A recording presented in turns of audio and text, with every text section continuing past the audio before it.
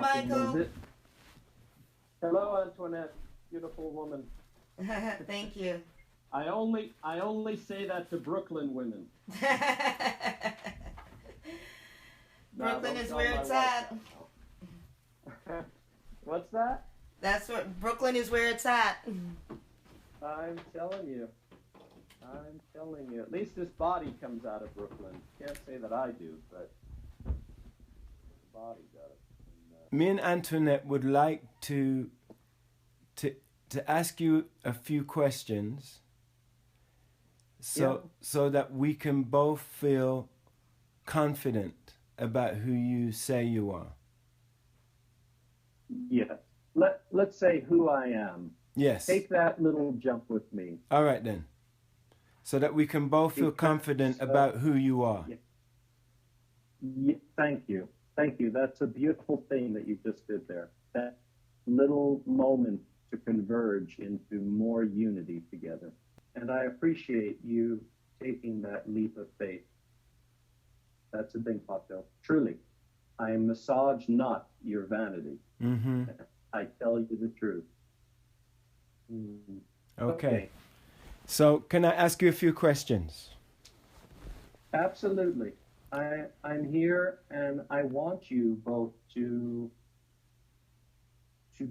move into that real inner sight so that you can walk with me and that we can do what I'm intending to do together with you both. Okay. Okay. I'm here. Okay, so my first question is, the last time we spoke, you said that you were not the return of Jesus, but you were Christ Michael, Sananda. Well, Sananda is the galactic name for the man that was Jesus. When Joshua, the man ascended, I, Michael, was there, but I, the spirit personality that I am, of Michael of Nebadon, of this universe, I came in and was expressing through the man. And now I come in using my own name, but I'm also expressing through another man, the Son of Man from Brooklyn, you might say. Right? Mm-hmm. Jesus, Sananda, is ascended and is that part of my expression, one aspect of my expression. I, Michael, the stream of spirit that I am. As Michael of Nebadon, you achieved your sovereignty by completing your 7 bestowals. Right, of which the last one was what you would perceive is 2,000 years ago. Yes. What is this bestowal? Because we're told that the 7th bestowal is the final bestowal. So right. What is this bestowal? What is the name of this bestowal? Well, you could even say this is the 6th epical revelation. It takes further my work from 2,000 years ago, and it works. Part of what my intent here was to, one, resuscitate the teachings of Galilee during that time, which were pretty badly bruised, right? Yes. And 2, set the stage for the avatar of the next 2,000 years, which is, guess who? You. No. Saint Germain. Okay. Saint Germain, have you heard of him? I was studying him last night. Beautiful. Well, then you might feel the sensitivity of what I'm doing here with people is, one, completing, let's say, the second part of that Galilean ministry, and two, benefiting him and helping planetary host and Saint Germain to better set him up as the avatar for the next 1,000 years. This aspect of me, this expression of me, goes back to my own home and, you could say, headquarters after this. That's the opportunity that's presented to you personally for both of you, as well as what at some point we talk more about, which is how we can serve together, how you can be a help there, as sovereign, unified, integrated Christs, each of you. Awake to the consciousness of the Christ, the totality, and also your individuality. I speak specifically. I hope you hear that. Yes. All right, I've got another question. My question is, what are the 7 levels of sovereignty for a creator son in your local universe? Those 7 bestowals you can read about, and it's just the levels, angelic levels, Melchizedek levels, certain levels that I had to go through. And this lifetime, Pato, this lifetime for me, I am happy to share with you, has been up to this year an opportunity for me to continue that bestowal. I'm not talking about the bestowals. I'm not talking about the 7 bestowals. I'm talking about the 7 levels of sovereignty. Oh, you mean are you talking about the cosmic levels, the cosmic mind levels? No. Tell me what you mean. There are 7 levels of sovereignty that a Michael achieves throughout his universe administration. And those are the 7 bestowals. No, the 7 bestowals are the 7 bestowals that allow him to become a sovereign ruler, supreme sovereign ruler. Oh, you're referring to after that leads into the more absonite, in your language, absonite level with the mother. You're talking about that, right? No, I'm not talking about that. The first level of universe sovereignty for a Michael son is the initial vicegerent sovereignty. Mm-hmm. The second level is the conjoint vicegerent sovereignty. The third level is the augmenting vicegerent sovereignty. The fourth level is supreme sovereignty. So can you tell me what the last 3 are? Well, in your languaging, I don't know. I mean, I've read Urantia, but you may have to help me out in your languaging of what you're familiar with.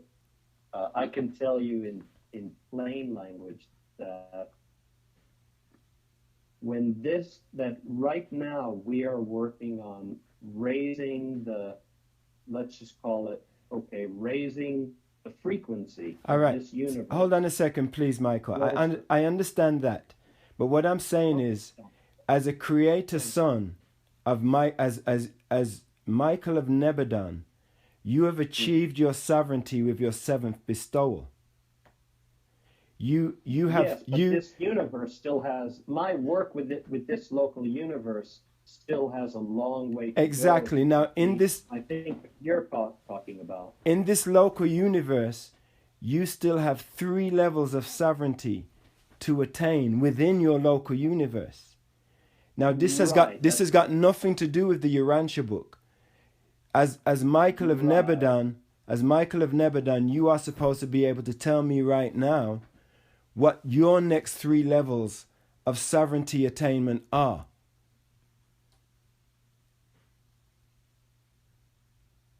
Well,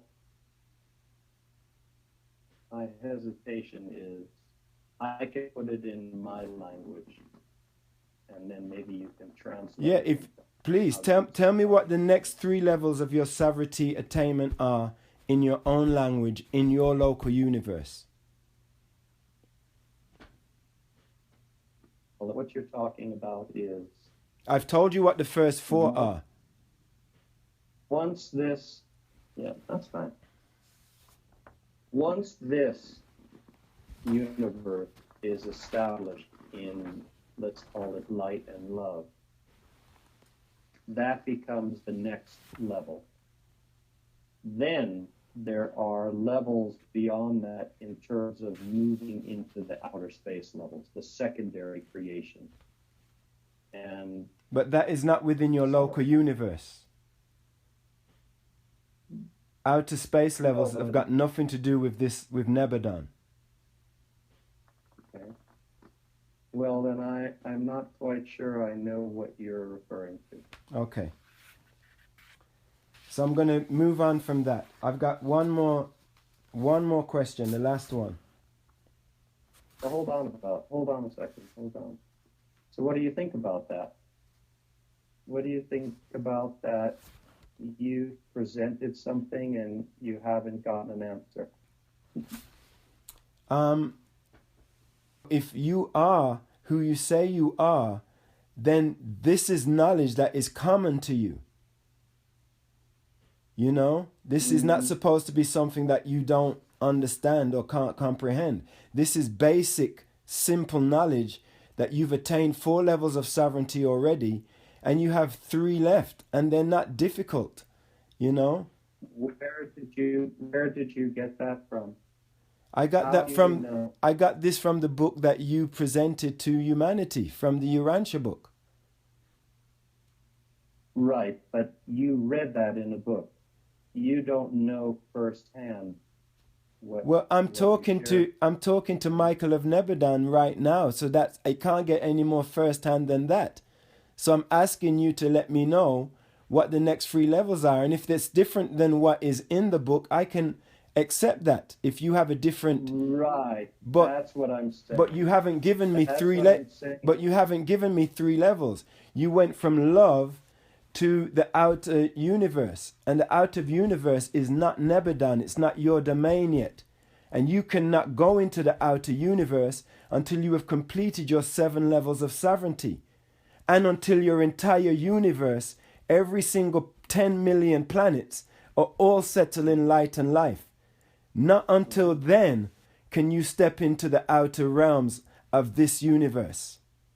Not until then can the Mother Spirit extend her outreach beyond the realms of Nebadon. We have to enter light and life as an entire local universe. Pato? Yes. What are you feeling right now? What is going on with you?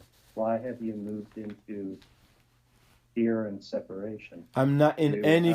I am smiling. I've got a smile on my face, Michael. I am not in any fear, and I love you. No matter what the outcome is, no matter how you answer my last question, I love you. And I still would love to study with you. I would still love to journey with you. Because what you have presented is necessary for the entire community of spiritual people on this planet. We all need to move into righteousness. We all need to develop a deeper relationship with our adjuster. But if you do not satisfy my desire to understand that you are Michael of Nebadon, from this point forward, after this conversation, I will no longer talk to you and recognize you as Michael of Nebadon. I will recognize you as a New York, Brooklyn brother who has embraced spirituality and who has a great message for humanity. And that, to me, would be much better than putting yourself in a position where people are scrutinizing you as Michael, Jesus Christ, Michael, Sovereign of Nebadon, Whereas if you came forward in your New York name and said, hey, this is who I am, this is the real picture of me, this is the message I have for the world, the entire world needs to hear that message. But if you are going to say you're Michael of Nebadan and you're not, eventually you will become an outcast like the long list of other Michaels we've already dealt with, and your message will be lost because all of their messages have been lost because of the falseness that we have on. Just brings an analysis that just leads to stagnation. Too much information with a young mind is just as debilitating as too little information. Okay. So then, are you saying that when the Urantia book came, it was too much information and they weren't ready for all this information just yet? They should have maybe made it a little bit more simpler? No, I think people move into it. It's just this is part of the process of evolution where, okay, so you've read that book and you have a framework and all of that, yet it's really it's a bit dangerous, you might say, to be confined by it, to say, okay, that gives me a taste of what that is. But like a lot of Pato's questions, which simply could not be answered through the framework that he was presenting, I can't define myself through that small framework. It's just way beyond that, way bigger, way beyond that. Yeah, I know there's a lot of things. There's a lot of things in the universe that we don't understand and we don't know yet. I think that's why they gave us each revelation, was to sit there and expand more on the last, you know. But some of the things that was brought to us in the fifth, you know, was expanding us from the Bible and into different things for us to understand the universe a little bit better, you know, to understand a little bit better where we go after we die. So I would, you know, I am looking forward to the 6th, 7th, 8th, and 9th, 10th revelation, but I would think that they would expand based on what they've already told us in the 5th, you know. So I'm open to those things, but I just want to know, you know, this stuff about the mansions, is that a true or a false thing? That's accurate. Those are accurate worlds. Okay. But it's just much more than that, and there are many more variables. Yeah. That's why, you see, let me ask you both something. Pato there? Yeah, I just have one more question before we get to whatchamacallit. So you've answered all those questions, and I just have one last question, and this one is a very important question, you know, because when, I'm sure Pato has told you that when I saw the image, you know, how that I was very, very bothered, and one of the things that I've noticed is... What image? What's the image? It's all the Jesus pics that you have posted everywhere and within your own groups. You know, one of the things that one of the things that I've noticed that, and why we've taken a stand against imagery, was because of the fights, the debates, and everything else regarding the imagery. Because we're tying in history, we're tying in accuracy, we're tying all these different things, and if people are sitting there using imagery to use against one another, then it was best to sit there and leave the imagery out. And that was the thing, because when the Bible came out, for so many years there was no images until later, you know, centuries later. And now that the imagery has popped up again, it's causing and creating division all across this planet. And that's the one thing that I'm always about, is trying to unite people and not divide people. And imagery that image was something that was totally divisive, and it's still going on today. Everywhere you look, you're going to sit there and see people fighting over this image. And that was my question, was, you know, I saw that you changed the picture, and I thought that was very respectful, because it shows an initiative as to not want to create any more havoc than what's already been done. But when I look inside your groups, it's flooded with imagery like that. What are you referring to? You mean all the Sananda, Jesus pictures, the photos of Sananda and other sorts of things. Yeah, because that's photos. That's photos of somebody else. That's photos of a person. That's not, there's no photos of Jesus Christ. So everybody's pictures are pictures of somebody else. That's a misconception. That's like telling a falseness. It's also telling a falseness because nobody in Israel looked like that 2,000 years ago. Yeah. I mean, look, you were there. You know what they look like. Yeah. I understand imagery and form could be important. Part of allowing some of that imagery, whether it's pictures of Jesus, traditional mainstream Christian-y kind of pictures of that or other things, it's just to create a bit of a link. There's no great significance behind that. Actually, it does create a big significance because you sound just like the Fellowship. Because the Fellowship was using that as a marketing ploy because they wanted to target Christians. So their thing was all about marketing and how can we get these people in here and how can we seduce these people. And that actually is a negative and unrighteous approach because what they did at the same time was cut off a lot of other people. It's also the people over there in Pakistan, when they were sitting there trying to share the words of Christ, they had these fake images on these books that was putting their lives at risk. You have people who are stoning Christians, who are beating Christians and everything else, and before they can even get to the word, they have to sit there and fight against the imagery. And then you have a lot of black Muslims who are now turning to Islam because they're fighting against the same Christianity of the white Jesus that was used to sit there and persecute them for so many years. And it's like they can't even get to the word either because of this imagery, again, that is sitting there being forced down their throats every single day. Every time I go on social media and every time I go around and I'm looking at this stuff, I'm seeing the same thing all over again. And that is wrong. That's not even a question. That is my mother spirit of intuition and my spirit of truth that is telling me that is so wrong because you're not bringing people together this way. You're dividing them and you're breaking them apart and you're causing even more turmoil.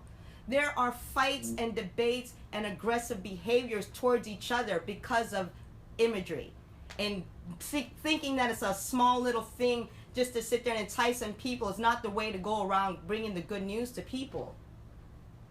You know what? I think you're right. I think you're right. You're showing me something.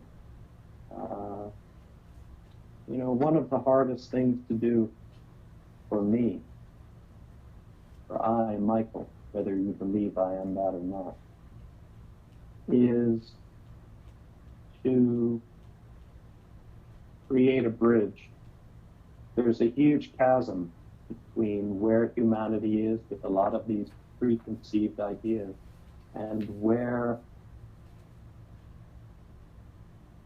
we're looking to take them, for use of a better phrase. Mm-hmm.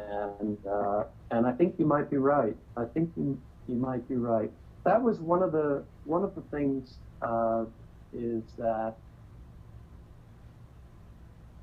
I started to use that blue Buddha, the eyes with the, I don't know if you've come across that. And yeah, I've seen a picture. Mm-hmm.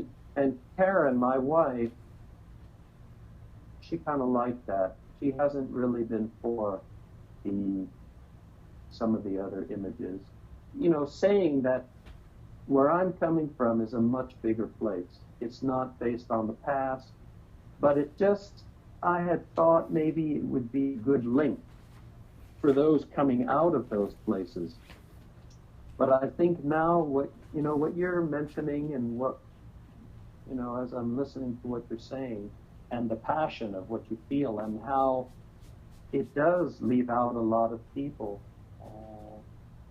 going forward, it kind of encouraged me to neutralize it even more. I'm dealing with a lot of Spanish Catholic, and they're coming out. There's an evolution of them needing to come out of that And so it just, it's a kind of link. But to really expand further, I agree with your point of view. I agree. It's going to end up limiting it. And so maybe I need to, adjust that. What's done has been done. What's there, people look, there's lots of pictures and images. And you can't imagine how many people come forward with crazy images that want to be on the timeline that I have and all this stuff. And so I'm, the challenge is how to take what I am in this day and age, not based upon even Pato questions from a book, from Urantia, but I see the problem that could end up with. And I think that ultimately, both of you have my back. If you can gather what I'm, kind of what I'm trying to convey. I do. We're on the same side here. Yeah, even though you as personalities are not convinced and probably even more doubtful about who I am and what I'm doing after this conversation. But I also see that what you're presenting is what's going to be out there. And it presents a problem. It's a problem. It's even more difficult than during the Jesus expression, because there were no preset ideas. There were a few things. But now, and I've been aware of this that I'm telling you, now built up over 2,000 years of humanity's evolution, there's a lot of preconceptions, a lot of judgments, expectations, a lot of things, and, how to work with that, I don't know. Maybe both of you have an idea. But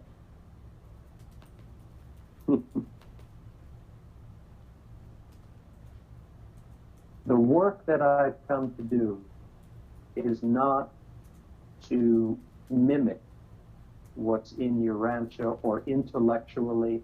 I've come to help people move into their own transfiguration and resurrection, into union with the life of God within them. That is the majority of what the focus is.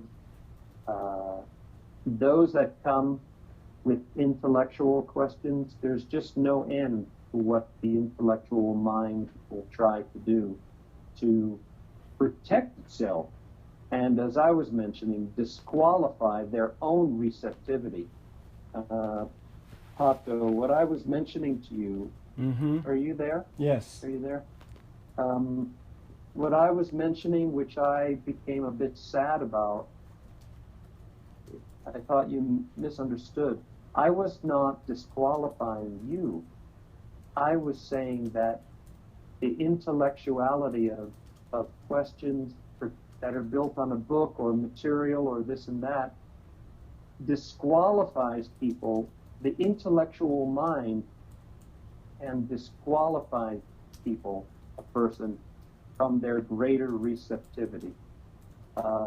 There's a certain amount that's necessary, and absolutely, the things you're asking are reflecting to me, well, there's a lot of Urantia people, boy, they would ask the same kind of question.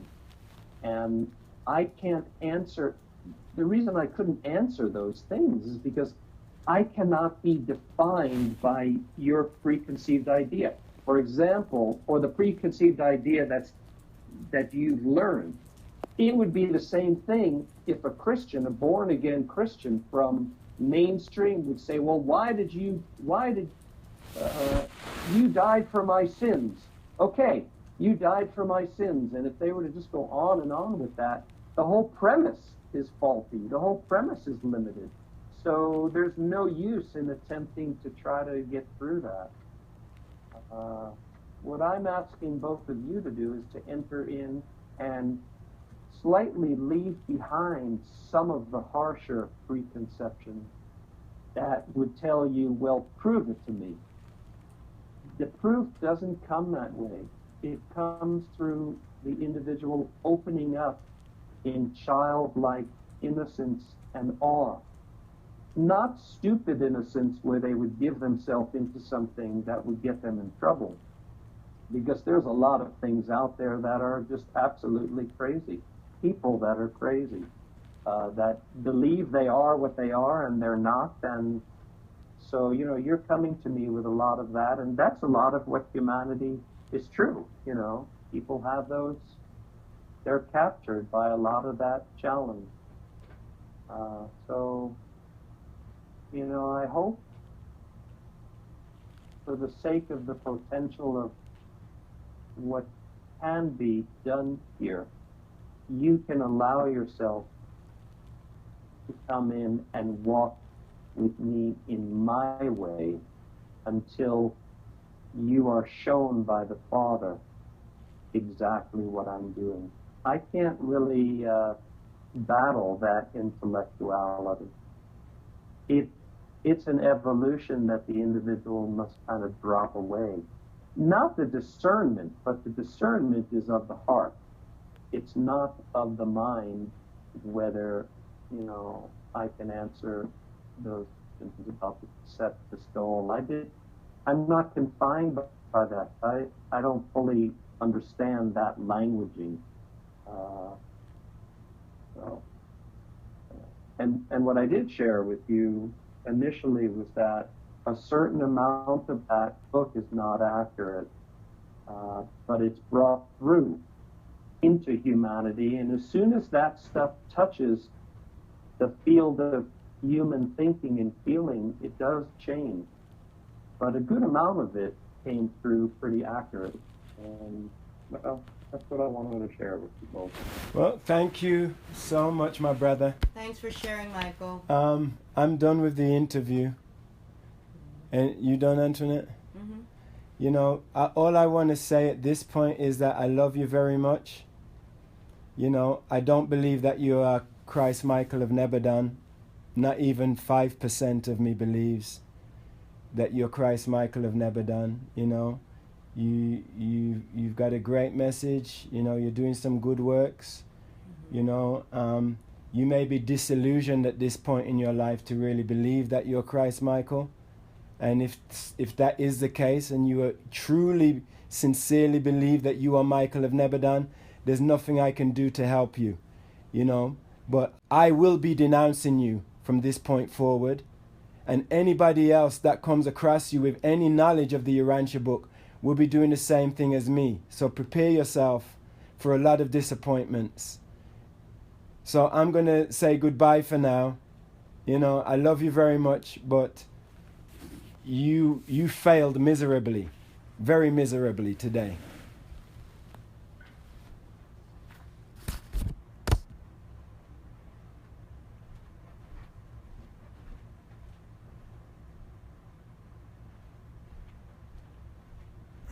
So have a great day. Goodbye.